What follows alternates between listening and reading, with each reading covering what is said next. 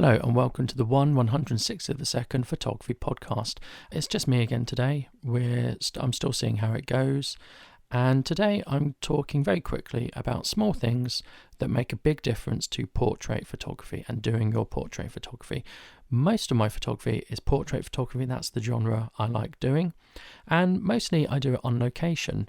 And there are some big things that can make a difference, and there are some small things that can make a difference. And today I'm going to talk about 10 small things that can make a big difference to your portraits. And you may or may not agree with me, and that's fine. And you may think that what I think is a small thing is rather a big thing, and what I think is a small thing is inconsequential. The idea, though, is perhaps you might pick something up that is useful.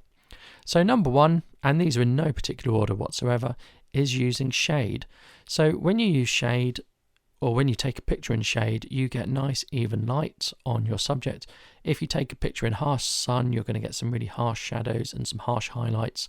But if you take a picture in shade, then it's going to even everything out and it's going to give a much nicer portrait. Using reflectors is another thing that we can do to sort of even out the face, and that's my number two. So number two is using a reflector just to bounce a little bit more light onto the face. So what you can do when you're outside shooting a portrait is you've got to decide where your model is in relation to the sun. So if you have them facing the sun, then they'll be well illuminated, but we might have some harsh shadows and some harsh highlights on the face. If you turn them so that their back is to the sun, you're going to have a very nice rim light effect, which is really good, but then they're going to be slightly lower in brightness compared to the background. So one thing you can do is you can use a reflector just to reflect a little bit of light back onto that face, and generally you can get away with just using that for portraits. So reflectors are really good. Number three is using a small flash, and by a small flash I mean obviously you can use flash. I don't mean a tiny flash. I just mean a bit of flash. You could use a pop-up flash. You could put a flash on the hot shoe and just have something called fill-in flash, just to, again, focus on the face, not overpower anything, but just bring up the brightness of the face. You could do it off camera if you wanted to, but now you're starting to get into having to carry much more equipment, and it's getting more complicated. You could even, some of the cameras like the Fuji X100 has a really good built-in flash that does excellent fill-in flash. So you can just use a small camera like that if you want to, but fill-in flash works really well on portraits. At number four is an iPhone SD card reader, and of course by this I'm not talking exclusively about iPhone. Whatever works for Android, I don't know, because I don't have an Android, I only have an iPhone. But what I find quite useful with my iPhone is I can put my SD card in the card reader, plug it into my iPhone, and I can import images as RAW files. So I can do some really good editing on my iPhone and maybe show the model while I'm there, send them to the model, post them to Instagram, upload them to social media, or if I'm traveling back, I can do a little bit of editing and start to whittle my pictures down without having to use the back of the screen. Same applies for an iPad, etc. I find that's a really good thing to do. Number five is a good strap. I have two really good straps. I have a Peak Design strap that has lanyards and bits and bobs that fit onto all of my cameras. So I fitted all of my cameras with these sort of Peak Design attachments. So I've got one strap and I can put it on any of my cameras. And I've got a Black Rapid, which I tend not to use so much because the last time I used it, my camera fell off because it wasn't attached properly and it got a crack in, so I wasn't too impressed with the Black Rapid. But a good long strap enables the camera to dangle on your hip, not round your neck, makes it easier for working with, and it just makes it less tiring. And if you're carrying around a big DSLR and a big portrait lens, those sort of small things like not having a tired neck and ease of carrying soon add up. Number six is a strange one because I'm calling it just carry less. Don't bring a light stand. Don't bring 3 modifiers.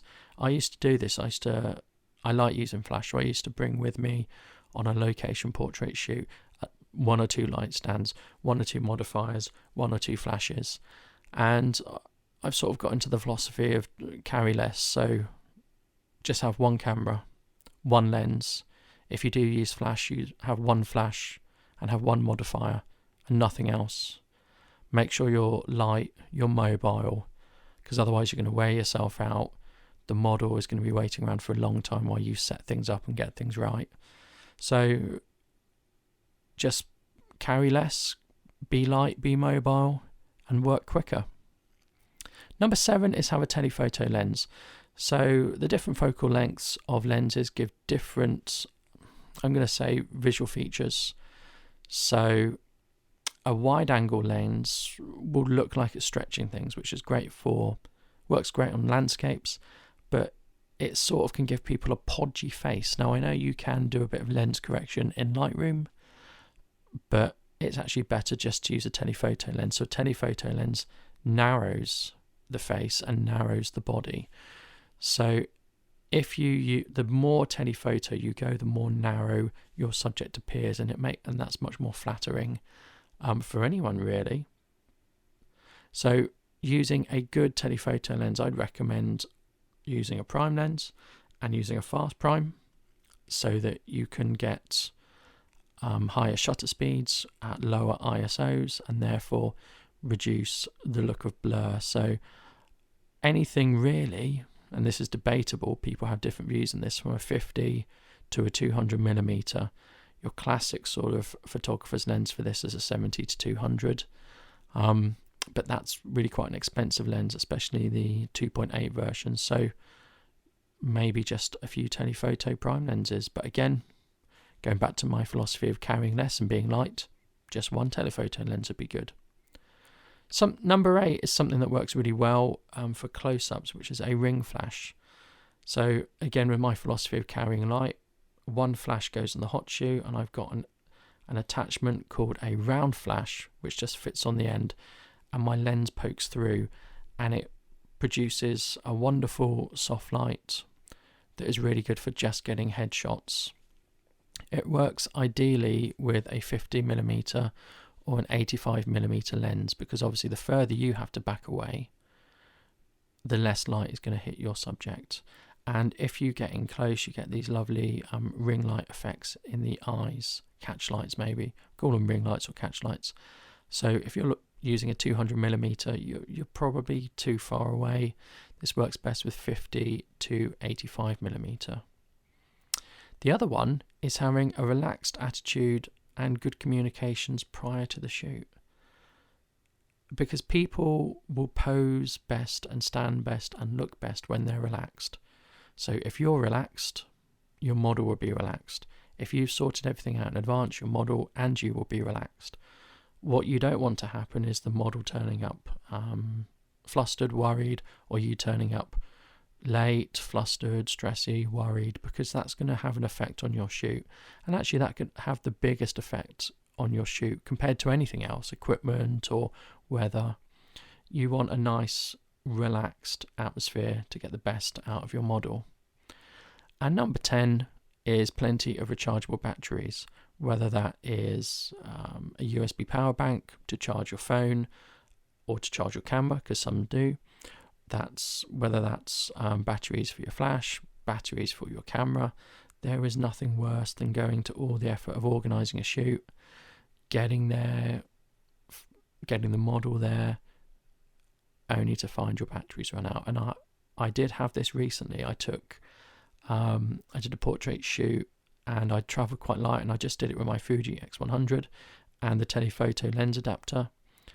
And I brought I brought a flash with me, and because it was a small flash, it ran off AAA batteries, not AA's. And because it was cold, they didn't work. And I had brought spares with me, but I got maybe 1 or 2 shots out of flash, and I got 1 or 2 shots out of the flash, and then it packed up and it stopped working. And it was incredibly annoying, because when I got home, of course, the best shots were the ones with the flash. They looked much better than my other shots, so I was a little bit annoyed. And looking back, I wish I bought a bigger flash, because the bigger flashes that take 4 AA's rather than 2 AA's always seem to work better, and in my experience are always that little bit more reliable, have a longer output, and are less troublesome. So I was really a bit gutted with that shoot. I still got some good images and I still got some good ones of flash, but